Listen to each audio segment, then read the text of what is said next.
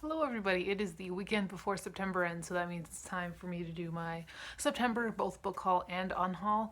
I'm going to do the unhaul books first book because there are like four of them. So, books I'm getting rid of this month. I'm getting rid of Out of the Madhouse, a Buffy the Vampire Slayer book by Christopher Golden and Nancy Holder. I'm getting rid of Everything Below the Waist, an arc, Why Healthcare Needs a Feminist Revolution by Jennifer Block. This came out in July 2019. I'm getting rid of The Scorch Trials by James Dashner, book 2 in the Maze Runner series. And I'm getting rid of Dumplin' by Julie Murphy. Most of these books, honestly, when I get rid of books, they go in my storage area. And where they go from there are either I donate them to Goodwill or whatever, or like the small thrift stores in my area. Those have not been accepting donations as much recently because they got a lot. When everybody was cleaning their houses because they couldn't leave them for months. So probably a lot of times I've got this stack in my classroom that students can just take and leave, and they just never bring them back. And the eighth graders love free books.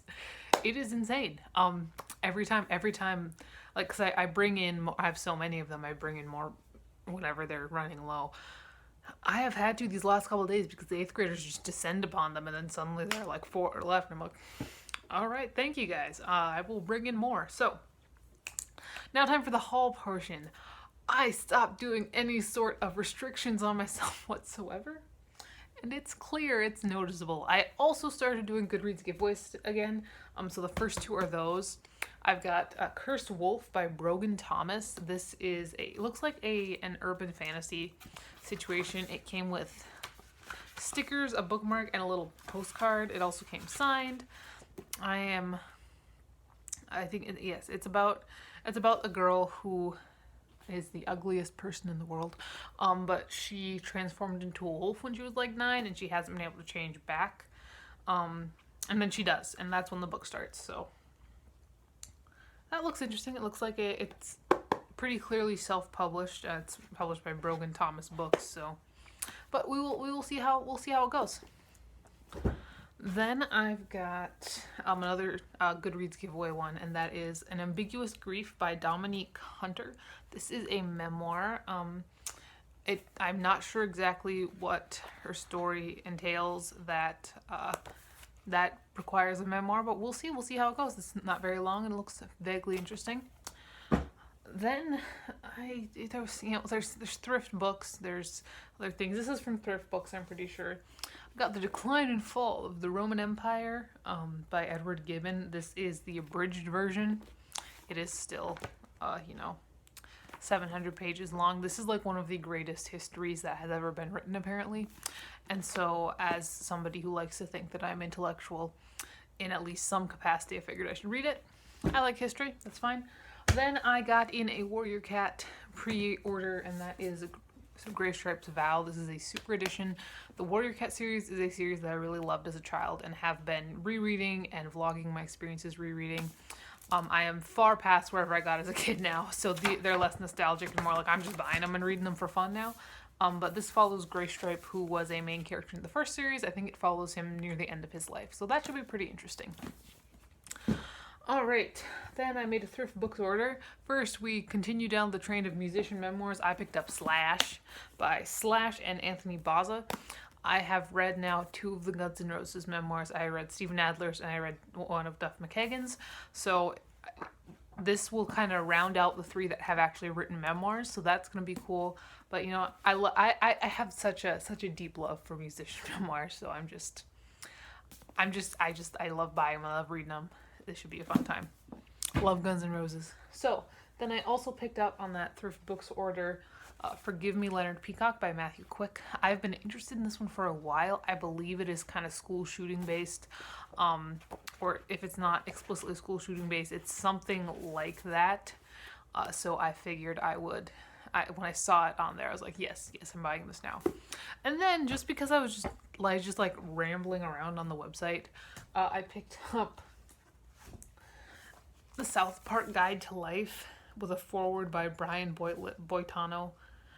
And created by obviously Trey Parker and Matt Stone.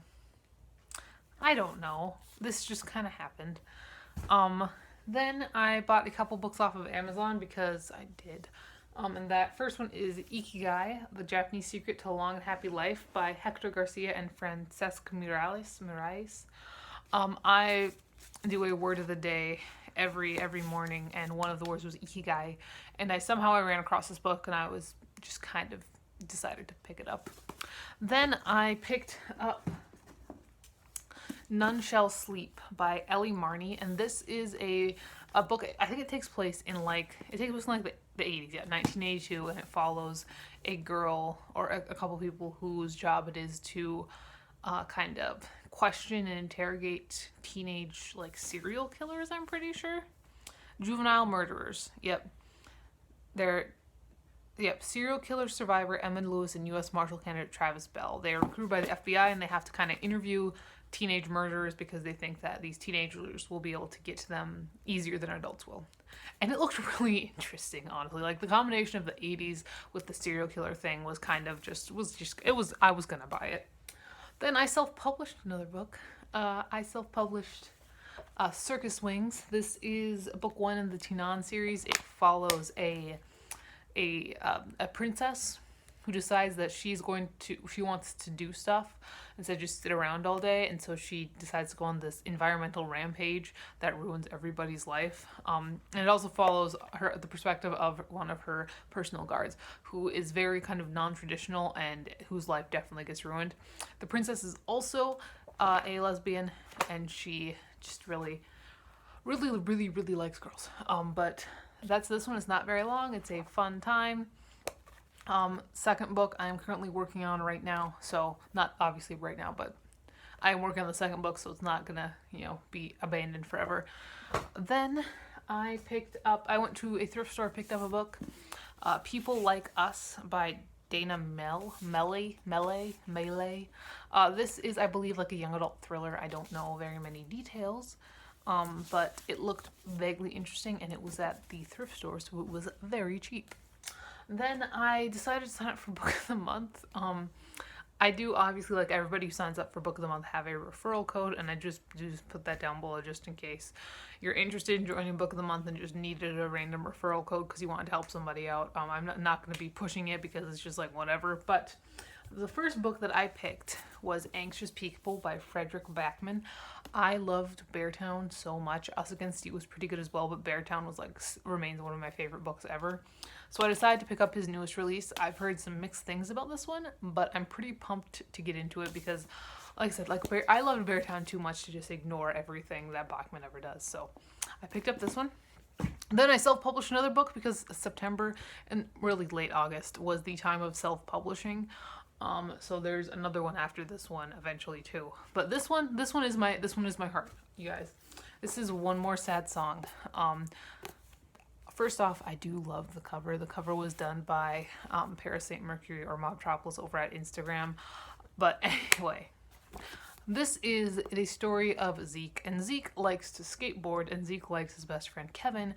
And Zeke is probably in love with his best friend Kevin. Is definitely in love with his best friend Kevin. But he's mostly that is what he's focused on, and it kind of follows him messing up his friendship and trying to kind of figure out how he can convince his dad that he doesn't want to go to college. He's not cut out for school. He's really not academic at all, and it's just a lot of that.